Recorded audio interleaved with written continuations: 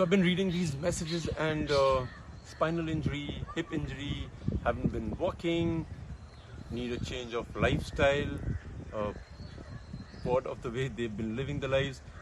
I think the most important thing is that if you want to see a change, you have to change yourself. And ये हम बहुत सुनते हैं कि आप अपने अंदर तब्दीली लाइए, आसपास सब सही हो जाएगा. अपने अंदर तब्दीली कैसे लाई जाए? There are very small things I personally work on, and they've worked for me in my life. Like, I know a lot of people who get backaches when they wake up in the morning, and they complain that, oh, every morning I wake up, I have a slight backache here, there. When I used to experience it, I started lying down on the floor. I started getting habituated of sleeping on the floor. Like, जब मैं अपने घर में देखता हूँ, the domestic help, आप उनको कहीं पे भी सुला दीजिए, वो सो जाते हैं, उनको बॉडी में दर्दें नहीं होती हैं, उनको आदत हो गई होती है ज़मीन पे सोने की, उनको आप गद्दों पे सुला दें, वो फिर भी आरामदायक सो जाते हैं. सो सबसे इम्पॉर्टेंट चीज़ है जो मैंने भी एक्सपीरियंस की है, आप दिन में 1 घंटा ज़मीन पे लेटने की कोशिश करिए. Put a tiny little mat which is not very luxurious, try and lie down on it. You'll see a change in yourself. That is one way to get a change.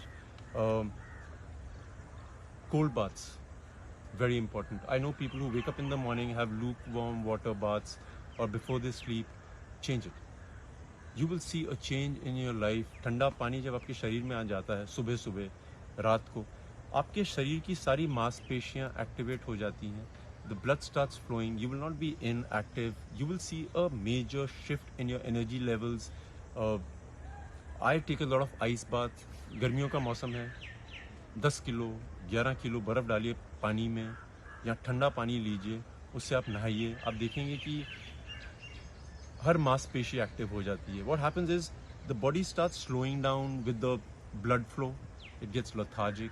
आप ठंडा पानी डालेंगे, जहाँ जहाँ इंजरीज होती हैं, जहाँ पे इन्फ्लेमेशन होता है, वहाँ पे ब्लड फ्लो जाता है. आपके शरीर को पता लगता है कि जागरूक होना है.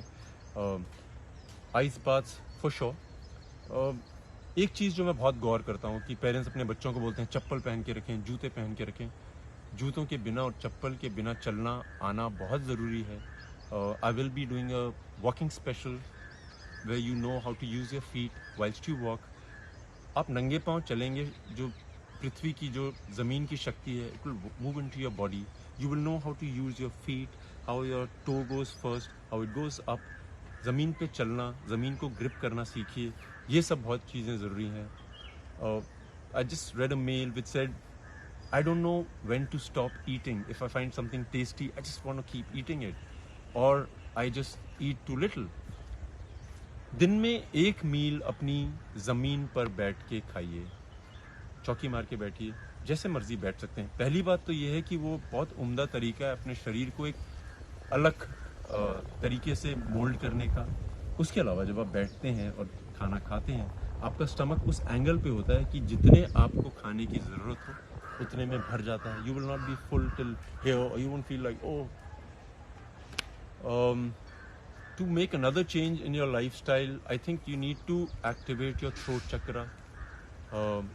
बहुत लोग, मैं जानता हूँ, मेरे काफ़ी दोस्त हैं जो बहुत ऊंची आवाज़ में चिल्ला नहीं पाते हैं. उनके अंदर की भड़ास उन्हीं के अंदर रह जाती है. And I have experienced it with them. You take them to a room which is quiet and ask them to scream, shout, let the chakra get activated. अगर आपको लगता नहीं है आप में वो समस्या है, if you have a regular tone of the way I'm talking to you, reduce it a notch lower. Like, अगर मैं इतने में बात करता हूँ, आप बात करना इतने में शुरू कर दीजिए. इससे भी धीरे जा सकते हैं, उससे भी धीरे जा सकते हैं, या बहुत ऊपर भी जा सकते हैं. This is how you basically train your throat chakra. You increase the pitch, decrease the pitch, you will see a major change. This gets activated. Your system, the respiratory system, starts moving very well. A lot of questions about, I eat so little, I still get fat. I eat once a day, I still get fat. I have fat accumulation here, I have fat accumulation there. If you do not chew your food minimum 32 to 35 times, it will not get digested. It will just be in the stomach. The juices will try to digest it. In the meanwhile, you will eat another meal and then it will get accumulated.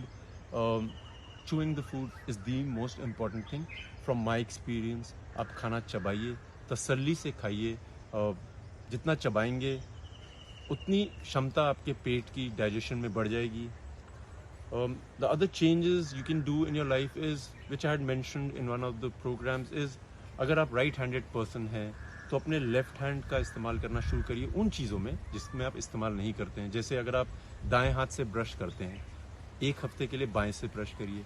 अगर आप बाएं से करते हैं तो change कर लीजिए. अगर आपको आदत है कि पहले आप अपनी जीन्स का या ट्राउज़र का पहला टांग राइट डालते हैं, start making conscious effort to start using the other foot first. आप दरवाजे की चिटकनियाँ खोलते हैं, राइट से खोलते हैं, लेफ्ट से खोलते हैं.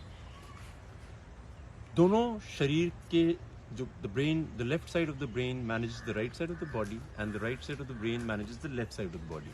So like I had explained that if somebody is injured or paralyzed on the left side, that means the right side is affected. So आपको अपने दोनों शरीर के लेफ्ट हिस्सा और राइट हिस्सा दोनों को इस्तेमाल करिए. आपकी क्षमताएं इतनी बढ़ जाएंगी, आपको अपने अंदर एक तब्दीली दिखेगी. That will be a great achievement for you.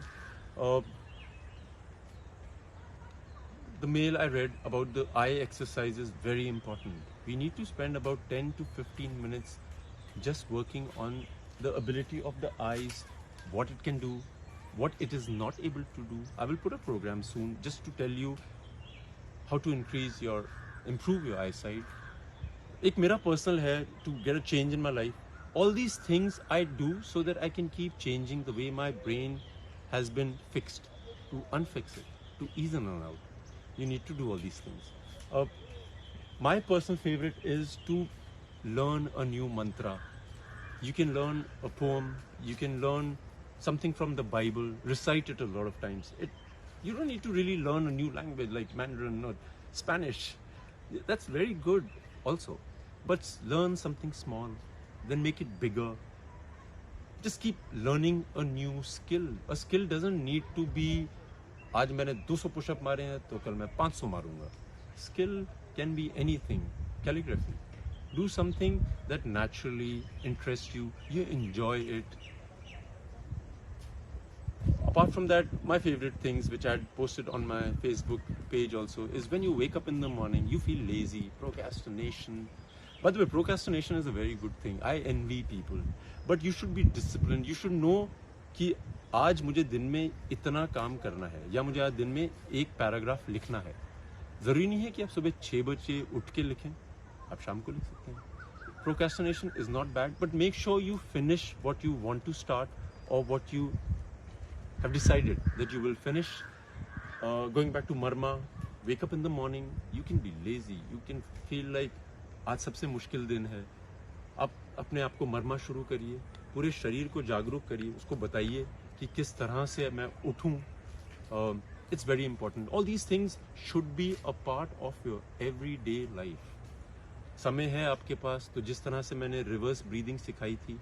Normal breathing होती है जहाँ पे आप सांस अंदर लेते हैं, पेट बाहर आता है, सांस छोड़ते हैं, पेट अंदर जाता है.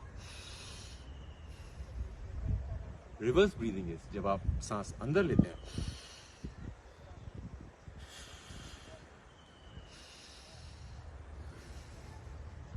ये वाली ब्रीदिंग मैंने सिखाई है और ये प्राणा मूवमेंट में बहुत काम आती है. इसको बहुत हल्के से धीरे से करता हूँ मैं. इसको करने का तरीका है, जल्दी में सीखने की कोशिश मत करिए, कभी नहीं कर पाएंगे आप.